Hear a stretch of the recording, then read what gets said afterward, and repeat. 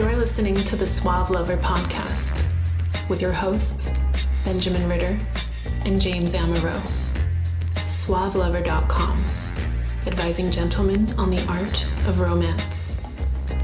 Now sit back, relax, and enjoy today's episode.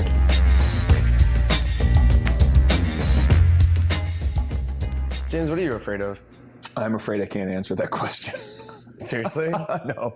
You know what the biggest fear most people have is public speaking. It's a bigger fear than death in America. It's more people are afraid of public speaking embarrassment than death. Well, I'm not afraid of public speaking, Toastmasters, public speaking, and I'm not afraid to die. So I don't think that any of my fears are any worse than like spiders crawling on me. I think that's gross. Oh, and blood. Blood squicks me out. Cutting is like, cutting is so, that comes from cutting. Oh God, cutting and just, that is so gross. Pickerism, I think is the word where you poke. There's a fetish for poking and stabbing and needle play and shit. That freaks me out. I don't think it's so much as a fear as it makes me want to just curl up in a ball and cry. Do you have any fears? Are you afraid of? I'm waiting for that question. You know that people tend to ask questions because they want the question asked in return? No shit, asshole. Isn't it funny? No, really, I thought about that. You're sitting there going, now you ask me. Ask me on my days. Oh, I really want to tell you about my day. And then you just don't tell them. Or you don't ask them. Like, it's so much fun to see deny you. Yeah, because you do. It's like, some girl will come home and be like, how was work? Oh, it was okay. And like, you just walk away and she'll be like, fuck, because I want to tell you. I want to tell you. You have control over whether or not you can answer or not answer a question. Yeah, you're not baited. You're not easily baited by these little tricks. So I'm actually quaking in my boots because you didn't let me answer the question back. What are you afraid of? I'm still thinking about it. I'm afraid of water slides. That seems rational. At one point in my life, I was horribly hurt on a water slide. Emotionally. Yeah, I cried. They wouldn't let me ride twice. It wasn't that bad, but I got hit by a big fat guy in the back when I was a little kid. Oh, it's creepy. No, it'd be like, hit me, I threw out, I almost drowned. It was not fun. No. A huge bruise all over my back. So I will go down water slides, but like whenever I go down a slide or a water slide, I'm very aware. There's kind of this apprehension. Yeah, I'm very aware of the people behind me. Yeah. You know, but I can still go down water slides. I choose to go down water slides because I know that someone's probably not going to hit me from behind, no matter if I'm afraid of it or not. I experienced probably the worst thing that can happen on a water slide other than, getting stuck or breaking a leg or arm. Sure. Really drowning. But I almost did drown. I almost did break my back. Yeah. So I took my fear and I just went straight on because I knew it was irrational to think that I was always going to hit on a water slide. Sure. I don't really think I'm afraid of anything else. Water slides is probably not too horrible. I think to face my fear, I should have sex while going down a water slide. You haven't. Yeah, what? Oh. I mean, a lazy river I can see, but like a water slide? Is this common knowledge you know about the fish that goes up the urethra, the Amazonian spearfish or stickerfish or whatever? I am afraid of that. But you know what? I still go swimming. Facing my fears is something that's always been important to me because I feel like I can control my environment. Which, by the way, is a kind of coping mechanism that is not necessarily the default for a lot of people. In fact, my biggest frustration with a lover or a mate or a girlfriend or a fling, it doesn't matter, is when their preferred coping mechanism is avoidance. Do you ever have the girl who just does the avoid dance? In everything, in fucking everything, whether it's school, whether it's I got shit that I got to do, whether it's like frustrate, whether it's anxiety, just avoidance is the default coping mechanism. It can be my friends. It's when you just aren't going to take care of business. But there are two distinct types of people that are okay just going on the couch and watching TV and sleeping away the days, and there's people that are like, I gotta do something. Yeah. There's a really happy medium between the two. Are you saying the people who don't get shit done or the people who feel certain things? Or? I think it's a variety of things. Maybe they're not aspiring to be much. They don't know what they want to aspire to be. There's so they have no goal. Right. I think maybe some people... Drifters. Some people are fine. They're happy with that. So there's some people that are happy with that. Some people that are horribly depressed in that situation, but they don't feel that they can actually take control of their lives and go out and do something. It's like when I'm coaching guys and they say, I just can't meet anyone. Well, how often a week do you go out? I don't have time to go out. Well, do you have an online profile? That stuff's stupid. There's excuses. I don't want to punish victim mindset because I don't have really much of an opinion about it, but there is good science behind a type of way of thinking or being in the world that is about your locus of control. Your locus of control... Wait, the plagues? The locus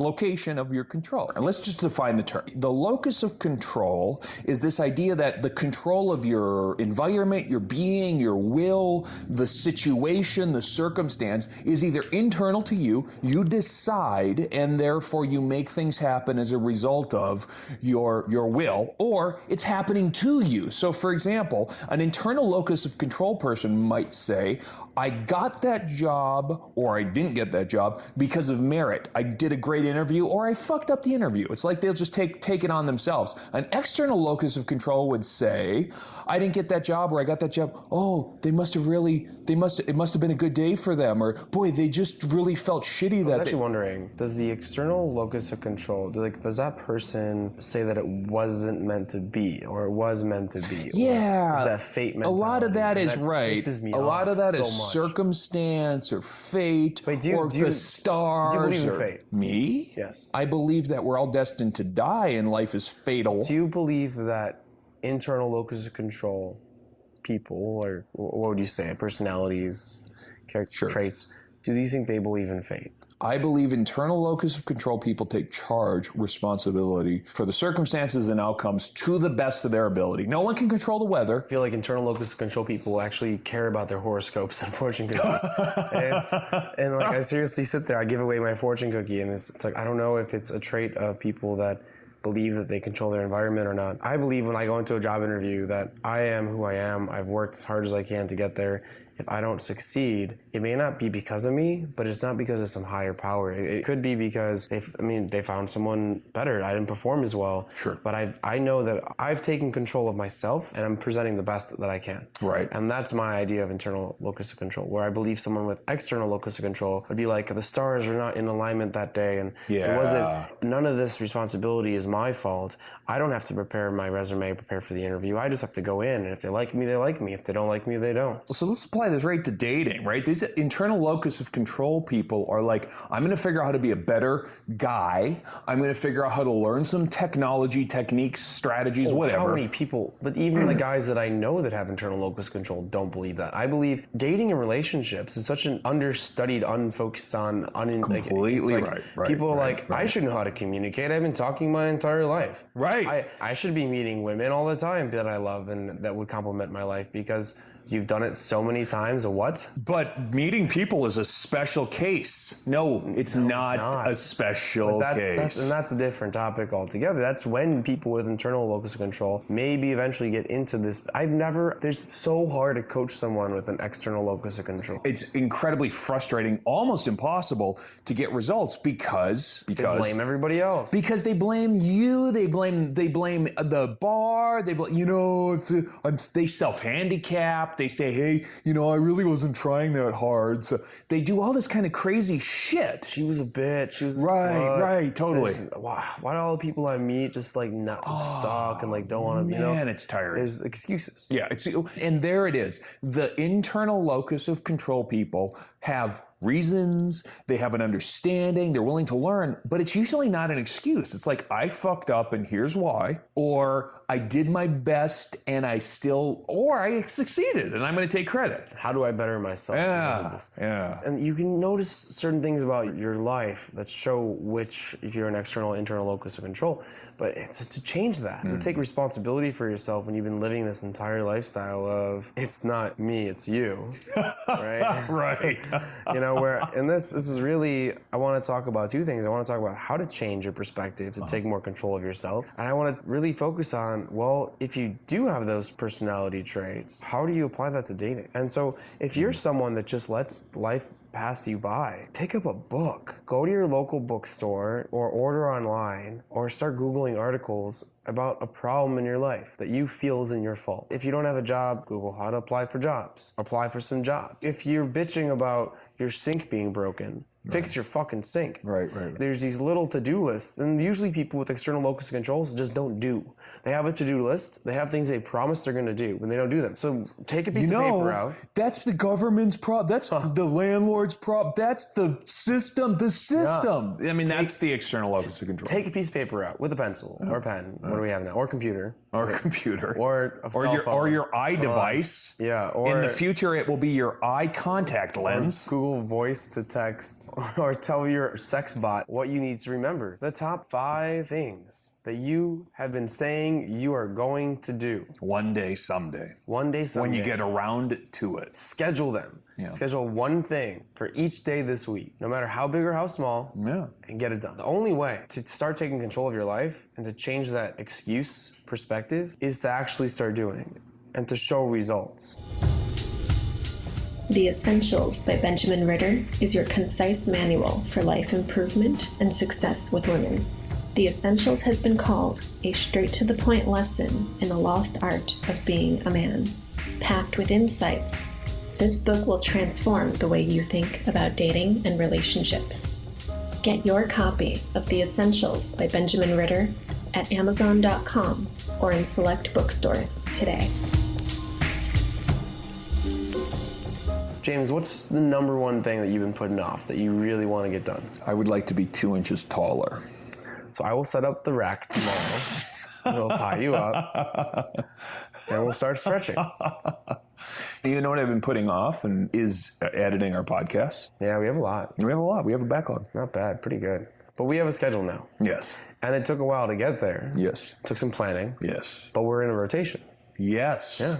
I mean, that's great. Proceduralizing stuff. I mean, this is like the internal locus of control thing is like, oh, I've been procrastinating. My bad. How important is it? That's one thing, because you got to compare it with respect to your finite amount of time and your resources. And if it's not happening automagically because you don't spontaneously do discipline type stuff, how do you proceduralize it? How do you make it so it's either on a schedule the problem or on a is ritual? Don't put importance into these things. If you have an external locus of control, there's no importance to your to-dos. Well, someone else told me there was an emergency. That's the external locus of control. I couldn't control the weather. How do you place importance? I'm gonna give people the same advice that I give myself: is say no a lot. Say no. And pick one thing. Get something done. Focus. Say no. Out of your top 5, pick one thing and do it. Success doesn't come naturally. It doesn't come it doesn't come out of nowhere. I was told yesterday or 2 days ago,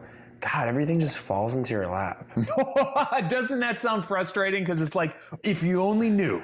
And then do you know how much I've worked? Right. To get to the point that I'm at? Right. People with an internal locus of control are said to experience, should we say, is a really high level of resilience. They don't take a lot of stuff personally. When they're faced with a setback, they're like, okay, this sucks. So they experience the problem, but they're like, how do I deal with it? How do I change my situation? An internal locus of control person handles their setbacks gracefully. By the way, I think that Mystery, as many people know, the pickup artist, Mystery is really well known for going in and just having really, really good success. But I've had a lot of people tell me Mystery's real secret is that he handles rejection like a fucking pro. He's not afraid. He doesn't let his ego get involved. It's like when things go bad, he learns from it, he debriefs from it. He just has a lot of resilience. I like getting rejected. It's fun. I can have fun with it. Because some of the most fun interactions I've had is getting rejected. Sure. It doesn't happen too much anymore, but it's because I also know how to gauge the situations properly to prevent rejection. Right. But rejection can be fun because it gives you a free pass to do whatever the hell you want, say whatever you want, and handle it however you want. I ain't got to be on my best behavior anyway. This ain't going anywhere. I'm done. Right. Let's take this girl and right. Yeah, right. And that's totally true, is having that mentality where everything matters but nothing matters, where you just have to test and try. Sure. And me personally, with my internal locus of control, I believe that I've developed over the years, there are also some pointers for people that have that let's go at everything, let's do everything, let's accomplish everything. And I think like two most important things would be not to be outcome dependent, because you get your validation by what you accomplish when you have an internal locus of control, and that really can set you back depending on what your outcomes are, right? Yeah, right, sure. And that's tough because you feel you control your environment. And if you're not controlling it, or you feel at least you have some influence on it, you could really get hurt negatively by that. Right. And the other thing is to only do one thing at a time. Maybe two things at a time. But it's ridiculously hard because you got to prioritize and you got to sacrifice well, because things. You're doing like 5 to 10 things. Yeah. But the problem is you're not going to really get much done, and you're always going to feel like you have to do something. You're going to confuse busy or urgent with important. You're going to confuse busy with productive, and it's just a waste. Oh, you ever want to ask me to go on vacation? I'll say, sure. You ask me, and then I'm going to ask you what we do, and you'll say, lay on the beach in the Cayman Islands with a drink or two for like 5 days and just relax, just sunbathe. It's like, fuck you, I'm staying in Chicago. Right. I can't handle that. I can't handle the lack of stimulation, the lack of accomplishment, the lack of to-dos. You can do that when you're It's dead. not my personality. It's not who I am. And Yeah. I think that's also a very good way to define if someone that is just living and floating through life, and someone that they are who they want to become. And I also, maybe once I get to where I want to be, I'll be okay with that. Yeah. But I don't know yet. Well, I've had this leveled at me recently. Maybe you have a take on this. There's an idea of having an internal locus of control, being self-controlled, self-possessed, manipulating your environment to some degree to get things done, and being controlling. And I think there's probably a subtlety that's different between being controlling and have an internal locus of control. Do you consider yourself controlling? No, what defining moments that I've had with that is people being able to be in open relationships and being able to be like, just do what you want to do, and I accept you. I think having an internal locus of control it needs the quality of acceptance. Yeah. And I don't think it comes naturally. I had to learn that through my journey through pickup and through the internal development. I don't know if you've experienced that. Just the idea of being controlling or being accepting. See, I think controlling is worrying about how things play out. And what I found is that internal locus of control kind of temperament is that I will control what I have control of. It's kind of like that old phrase from Alcoholics Anonymous. Have the courage to change the things you can, the strength to accept the things you can't, and the wisdom to know the difference. So this is one where if I have the strength to accept the things that I can't control, I'm also going to turn my attention to the things that I care about that I can. And I think that's where it becomes controlling. And I'll get this from a girl. It's like, hey, you know what? If you don't do what I ask, or I attach strings to an endeavor, or whatever it is, and it's like, how would you just abandon me? You just go on with your life. You just keep doing things. It's like, well, I told you this is going to happen. If it doesn't happen, I'm going to turn my attention to places where I can be effective. I don't see it as controlling. You know? Because do you label that as controlling, just to clarify? In my opinion, it's self-controlled. Okay, so if you know what you want, if you don't get what you want, then you're okay with that. I don't throw a tantrum. I try to turn my attention. I see controlling as something negative, something like, you need to do this. I'm like, I connect controlling to jealousy and insecurities and the need for validation, which I can see, which I told you is not to get validation from your external achievements, which I feel is controlling. I see that as acceptance of your situation that you described. And I feel that a very important trait is to say that if she doesn't like me, that's amazing. Why? Because I know she doesn't like me now. Sure. And if I want to change that, maybe I'll do that just because of who I am, but I don't give a shit. And that's not controlling. Controlling is, I need you to like me. Like me, you fucking, like me. You know, Do what I say. Obsessing. That's controlling to me. Not being able to give up responsibility to someone, that's controlling. I don't see understanding your situation, being self-aware and accepting is controlling. I suspect that controlling is for someone who has an external locus of control, and you got them as coworkers, you got them as family members, you might have them as lovers. For someone who has an external locus of control, when you set expectations, your expectations aren't met and you have punishments, or you just process and you move on or whatever, that can seem very manipulative to someone. It's like, wait, don't you understand that I have things that came up? It's like, yes, I understand you have things that came up. That's why I let you do your things and I moved on with my life. If you're seeing someone that has an external locus of control. Let's say you are. Let's say you're in that wonderful situation, right? And you have an internal.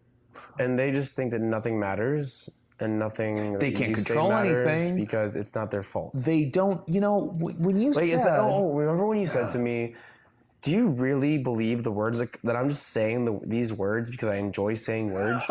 I'm saying words because you need to understand these. These are my beliefs. Right. And the problem with someone that has an external locus of control is that they don't believe that. They believe that everything falls away. And they're in their reality. Part of the reason this matters for pickup, for dating, for being attractive, whatever, is as a guy, as the masculine energy, you're supposed to take the lead and initiate and execute in the world, and you're supposed to find a woman to follow you, or several women or whatever to follow you. The feminine energy is going to accept the masculine energy as the masculine instigates and moves through the world. So when you say, as a guy who, I'm the kind of guy who I don't make very many promises, so I can keep the few that I make. So I say things because if I say, for example, this is just sort of like in my being or my belief, and I got it from my dad and from other people who have made it true. If I say that I'm going to see you at the opera at 7 p.m., it's not because I feel like it. It's because I said I was going to be there. Oh, time with cell phones. Oh, man. Fuck things up. Remember when we used to put quarters into a little thing? What was it called? It dials little buttons. And it had an operator. The telegraph machine you were lucky to get a phone call from someone because if you planned with them that you were going to meet them at 7, you were going to meet them at 7. There was no, I'm going to be 30 minutes late. Why? Because if I'm waiting for you at 7 o'clock and you're not there, I'm gone. I'm leaving. I'm doing whatever I want to do. It's hilarious that we've gone to this environment now where it's like, it's okay to flake on someone. It's okay to not reply to them. I wish that we didn't have cell phones just for that point where people had to take responsibility for their promises and for the commitments that they made. Well, might I suggest to any of our listeners out there that if you're a guy, switch to a rotary phone. That you don't use this as a benchmark. Don't use the fact that everybody flakes to give yourself an excuse, external locus of control, tempting though it might be. Hey, everybody flakes, so suddenly you start buying into this shit. May I say that you rise above? Because if you're the above, if you can, man, if you can take the lead, set the example, it's awesome. It's awesome because your reliability, your fidelity, your kind of initiative in the world will make you feel better about yourself and will make girls go, holy shit, I can count on this guy. I can depend on this guy. Oh my God, girls respond to this. The more that you are who you say you are, and you're honest, and you take action, and you are a man of your word. Talk about congruent. Holy buckets. People are so surprised by that, and they respect it. Yep. And I have friends that I know that I can be like, what are you doing tonight? They're like, whatever you're doing. And I'm out with them. It's so few and far between that so many people I know complain about trying to be friends with someone, trying to meet someone, just having them not be there for them. Right. And it's because people they just let life pass them by. They don't take control. They don't want to have fun. They don't want to grow. And don't be that person. Do not be that person. Take control of yourself. Be a man of your word. How to Start a Kinky Relationship by James Amaro is the definitive guide to successful, alternative, romantic relationships. The book has been called 50 Shades of Grey for Real People. Educational, informative, and irreverent, this book has something to offer anyone who is curious and sexually adventurous. Get your copy of How to Start a Kinky Relationship by James Amaro at Amazon.com or in select bookstores today. If you do meet someone that is flaky, that doesn't stand by their word, I have a 3-strike rule. 3-strike rule. And I'm more than happy to tell them about it. I want to hear your 3-strike rule because I have a different rule, but I bet that they're very similar as a principle. Okay, go ahead. I won't flat out tell someone I'm interested in them. But if there's display of interest, which is pretty easily and readily perceived, I will have a fun little texting communication. If I text you and you don't text me for a whole day, I'll think you're playing the game. We'll do the same thing. If it's not returned, I'll call you. Okay. After a few times that happens, I'll call you. I'll try to set plans. So if you don't text immediately back, when you wait too long, that's already a strike. Okay. I take it a step forward, and because you're flirting with me still, you're still texting me back. I'll instigate plans. The last strike is I'll call you to try to step up the intimacy of the interaction. I got you. So it's like an escalation. It's an escalation, and if there's no response, it's like, okay, I'm not going to call you anymore. Gotcha. Even if she texts me, this happens all the time. She'll text me like 2 a.m., 1 a.m. She'll text me during the day. You're done. And if I see you, I'll see you, and I'll talk to you, treat you with respect, and I'll still be sexual with you in person. Sure. But you've lost I'm going to lead our interaction. Don't make a priority if someone makes you an option. That kind of principle. And now you're an option. Good. And now you may get the random text here and there. Right. But to keep contact in case you're ready in your reality to come into my reality. Sure enough. But until then, I understand that I'm perceptive enough of my environment to understand that this is not going to happen at the moment. Yeah. And those 3 strikes, you're out. You have to stop wasting time on people that don't spend time on you. Well, okay, so my take on it wasn't quite what I expected, but I think it's kind of, in principle, similar, because there are some people who you have to kind of prioritize in your sort of ladder of where you want to spend time with them, okay? So I think of it like this. Grudges are of no use. So there's no point in striking someone out if they're part of your life. I have no grudge with anyone in my life. Okay. It's just I'm going to stop spending time on you. Okay, so what I'm going to do is I'm going to take the old strategic market investor approach, this thing that you learn on late night infomercials, and I give you the 5-time moving average. If you have been, I love this. If you have been on time the last 5 times, I predict the 6th time you're going to be on time. If you are fucking initiative go-getter 5 times, the 6th time, 7th, I'm going to predict that. If I see a track record, I'm going to give you the benefit of the doubt when I see something that disagrees. It'd be like, oh, you fucked up. You were going to be here. You didn't get here. You tried to, I don't know, it was your turn to do the fucking dishes. You didn't do the dishes. I'm going to give you the benefit of the doubt because your track record is good. And then it starts to change. And then you notice you are consistently, the last 4 or 5 times we tried to make a date, you flaked on me. You were half an hour late. You went missing. Your phone died magically. I love the phone die bullshit. I now suspect on the 6th, 7th, 8th time that I can expect what I got the last 5 times. Which is why I've double dated. And I've told you to come at 5. That's and right. I've told 2 other girls to come at 5. That's right. And you show up when there's 3 people there. That's right. You have no reason to be angry at me. You got to understand that I will give you this courtesy from now on. So you can correct this at any time. Modify your behavior. The next 5 times you start demonstrating a certain amount of internal locus of control, consistency, whatever, you can modify my perspective of you.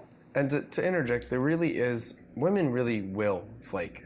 Yeah. Because it's just, Yes. I mean, Louis C.K. does this awesome bit where he's just like, the number 1 killer of women, the biggest threat of women in the world is men. Sure. And you have to understand that as a guy, that women are freaking, for them to accept a date with you is crazy. Right. They should be living women should be living in a community of just women and having dildo sex and impregnating themselves with semen that they stored from the men in cages. Like, it's just, we are that dangerous to them.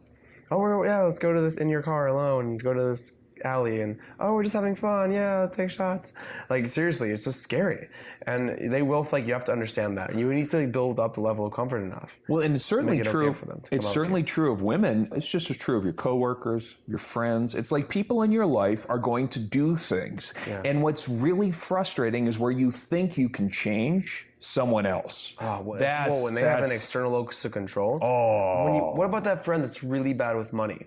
Right, exactly. Always asks you to borrow money. Hey, the last 5 times I borrowed you money, I didn't see it again. Maybe this time it'll be different. I really need it though this time. It's really important. Exactly. It's the same exact reason why Exactly. I needed it last time. See, that's where you say to yourself, okay, look, I can do a couple of things. I can live in wishful thinking. I can hope for the best. Or I can just look. I can use facts and data. And at some point, I think we all come to realize facts and data win.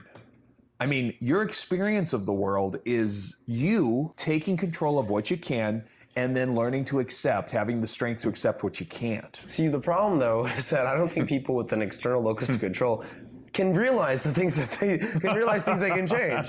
So this is why I really believe you have to take these initiatives, write down the things you need to do, and start doing them. Find the little things in your life that you haven't been doing, slowly start doing them. Give yourself goals. You need to start taking the initiative. You will never change. There's a reason why someone picks up a freaking pickup book or self-help book and starts reading it. There's a reason why someone finds this podcast, because you started taking control of your life.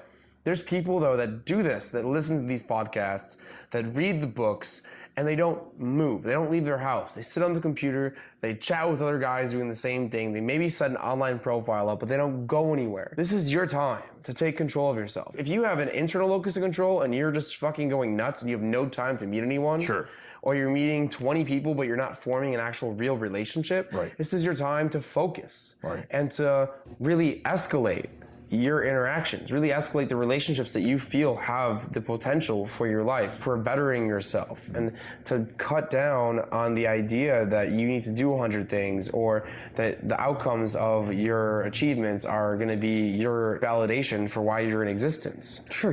There's like a really, really happy median, and it applies to life, it applies to women, it applies to everything, and it applies to your fears. And it's like, so James, you're afraid of Cutting. And I'm afraid of water slides. So James, cut yourself. Yeah. No. Go donate blood. Well, How about that? if you're afraid of talking to people, to disabuse yourself of a fear is rational reframing. So what are the consequences of your fear? So if you can experience the fear, this is a therapeutic trick. If you can experience the fear and find out no big deal. Well, you want to experience the worst part of your fear. You want to take your fear, as long as it's not jumping off a cliff, and experience it. So the best you can. So let's say you're afraid of approaching women. Sure. And you're afraid of having the worst outcome possible. Approach her and be like, wow, let's go fuck. Like, say the worst thing that you can think of. Yeah. And then see what happens. Because it's surprising how few people got stabbed chatting up girls on the street. It's surprising how few drinks got thrown into the faces of men in bars when they said, wow, you're really fucking hot and I'd love to get to know you. And it's true. It's once you realize that the outcomes aren't what you expect them to be. They found this out. Again, we're going into science now. I love this. The worst that you think can happen from an outcome is never as bad as you think it can be. And the best. You mispredict the outcome, that's for sure. There we go.